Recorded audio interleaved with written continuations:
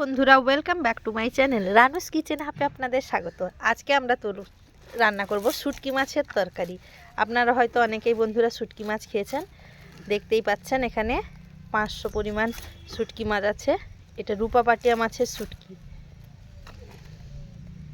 দেখতে পাচ্ছেন। যেই সব লঞ্চগুলো সমুদ্রে মাছ ধরতে যায় তারা কিছু মাছ সেখানে শুকনো করে ফেলে, ওই লঞ্চে ফিরে আসতে তো টাইম লাগে। সেই মাছেরই শুটকি, যেই জন্য এগুলো খুব ফ্রেশ হয়, এর গন্ধটাও ততটা বিচ্ছিরি বেরোয় না। তাহলে শুটকি মাছের একটা বাজে গন্ধ আছে, আপনারাও জানেন। এগুলোকে প্রথমে ছোট ছোট করে কেটে নেওয়া হবে। আজকে পুরোটা করব না, কারণ আমাদের বাড়িতে সকলে পছন্দ করে না এটা। তো বন্ধুরা, প্রথমে মাথাগুলো কেটে বাদ দিয়ে দেওয়া হচ্ছে। তারপরে এগুলোকে ছোট্ট ছোট্ট করে, দেখতে পাচ্ছেন, ছোট্ট ছোট্ট করে পিস করা হচ্ছে। এইভাবে কড়াইতে গরম জলে এগুলোকে ভালো করে সেদ্ধ করে নেওয়া হবে। দুবার ধরে গরম জলে এগুলোকে ভালো করে ভাপিয়ে নিয়ে সেদ্ধ করে একটু নরম করা হবে, কারণ শুটকি মাছটা শুকিয়ে গেলে অনেকখানি শক্ত হয়। আর এইরকম গরম জলে সেদ্ধ করে নিলে ওর গায়ে যে ছোট ছোট তেলে একটা আস্তরণ থাকে, রূপাপাটিয়া মাছ যারা খেয়েছেন তারা জানেন ভালো করে, ওটাও শুকিয়ে গেলে ওর গায়ে জড়ে যায়, ওটাও পরিষ্কার হয়ে যাবে। আর যদি কোনো কেমিক্যাল দেওয়াও থাকে আমাদের অজান্তে, সেটাও এই গরম জলে পরিষ্কার হয়ে যাবে। বন্ধুরা দেখতেই পাচ্ছেন, শুটকি মাছের তরকারির জন্য প্রথমে কড়াই গরম হয়ে গেছে। এবারে কড়াইতে তেল দিয়ে দেওয়া হবে।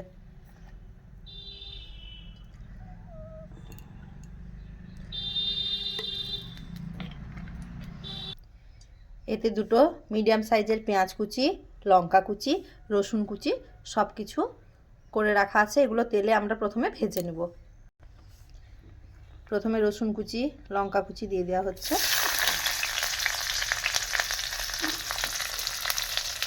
এটাকে প্রথমে ভালো করে লাল লাল করে ভেজে নেওয়া হবে। এবারে দিয়ে দেওয়া হলো পেঁয়াজ কুচি। এবার পেঁয়াজটাকে রসুন কুচি আর লঙ্কা কুচির সাথে ভালো করে ভাজা করে নেওয়া হবে। পেঁয়াজ আর লঙ্কা আর রসুন কুচিটা ভালো করে ভাজা হয়ে গেছে। এইবারে আমরা শুটকি মাছে যে সমস্ত সবজি দেব সেগুলিকেও ভালো করে জলে ধুয়ে কড়াইতে দিয়ে দেওয়া হবে, যে সেটাকেও ভালো করে ভেজে সেদ্ধ করে নেওয়া হবে। ওই ভাজার সময় সবজিগুলো সব সেদ্ধ হয়ে যাবে। আপনারা কড়াইতে তেলটা আপনাদের পরিমাণ মতো দেবেন। আমরা একটু তেলটা মিডিয়াম দিয়ে করে রান্নাটা করি।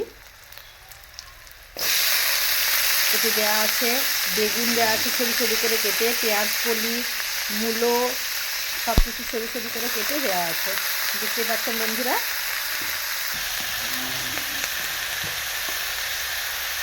এটাতে লবণটা সবসময় স্বাদ মতো দেওয়া হবে। হয়তো ধরুন আপনাদের সবজিটা বেশি থাকলো, আমি 2 চামচ লবণ বলবো, কিন্তু আপনার সেখানে 2.5 চামচ লবণ লাগবে। এই জন্য লবণটা আমরা স্বাদ মতোই বলে থাকি। লবণ দিয়ে সেটাকে ভালো করে নেড়ে মেখে নেওয়া হলো। এবারে এটা একটা ছোট্ট থালা দিয়ে আমরা ঢেকে নেব। দিলে ওটা ভালো করে সেদ্ধ হয়ে যাবে, কারণ মূলো আছে যেটা সেদ্ধ হতে সময় লাগবে। 5 মিনিট ঢেকে রাখার পর ঢাকাটা খুলে দিয়ে ভালো করে সবজিগুলো একটু নাড়াচাড়া করে নিতে হবে। দেখতেই পাচ্ছেন অনেকখানি জুড়ে গেছে সবজিটা।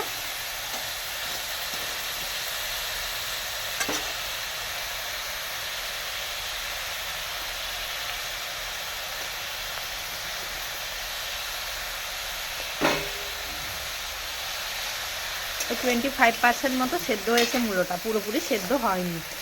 কিন্তু বেগুনটা বেশি আবার ঢাকা দিয়ে সেদ্ধ করলে বেগুনটা ঘেঁটে যাবে, তাই জন্য এই অবস্থায় আমরা শুটকি মাছগুলো কড়াইতে দিয়ে দিব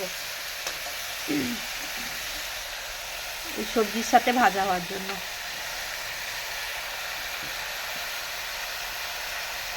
অনেক ধরনেরই শুটকি মাছ হয়, তো আজকে পাটিয়া মাছের শুটকিটা আমরা রান্না করে দেখাচ্ছি। আমাদের বাড়িতে খুব বেশি শুটকি মাছ খাওয়া হয় না।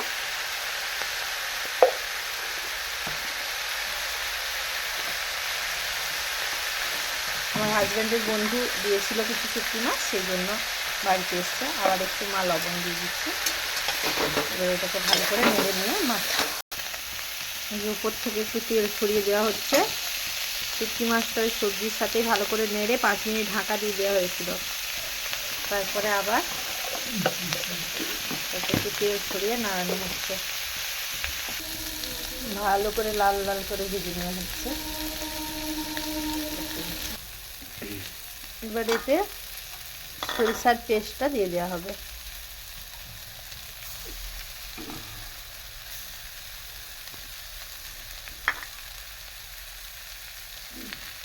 অল্প করে জল দিয়ে দেওয়া হবে।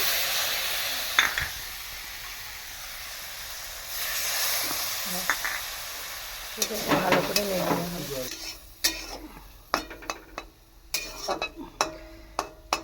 এবার এটাকে ভালো করে ফুটিয়ে নিয়ে ওপর থেকে একটু কাঁচা তেল ছড়িয়ে দিয়ে গরম গরম পরিবেশন করুন শুটকি মাছের তরকারি।